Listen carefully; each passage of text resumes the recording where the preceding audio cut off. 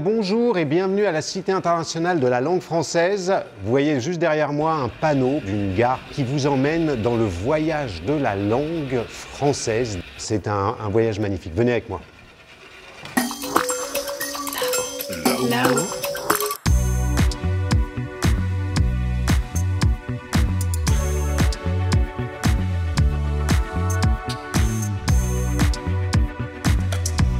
Vous voyez assez vite qu'il y a des dispositifs un peu partout avec lesquels on peut jouer.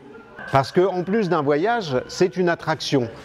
Alors j'exagère un peu en disant que c'est une fête foraine des mots, mais c'est pas loin.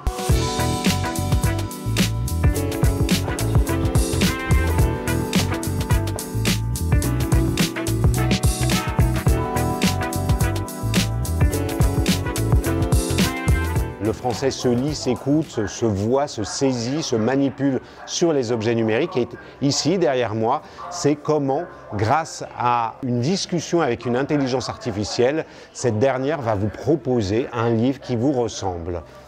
Faites votre choix par un geste de la main. S'évader.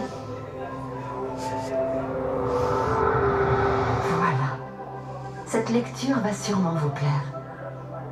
Là, il m'a proposé Guillaume Apollinaire, Alcool. Je crois que c'est un livre que j'ai pas rouvert depuis longtemps et ça fait redécouvrir des choses ou découvrir des nouvelles choses. Et je trouve que c'est une chouette approche de la lecture par les sentiments.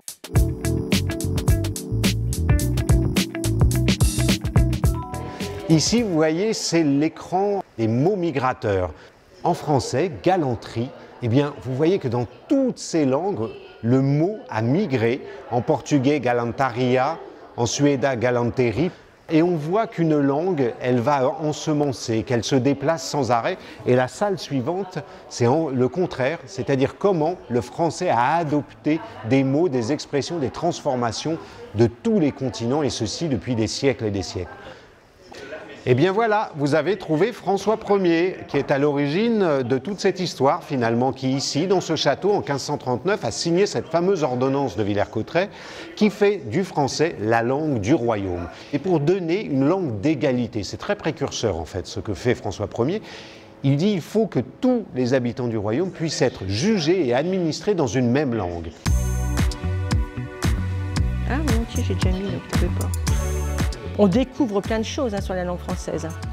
Bon, nous, on a deux petits-fils et moi, je suis tentée pour ramener mon petit-fils de 10 ans ici pour qu'il découvre. Et comme il y a beaucoup de jeux, c'est ludique, etc., il apprendrait plein de choses. Non, c'est une réussite. Franchement, on apprend énormément de choses.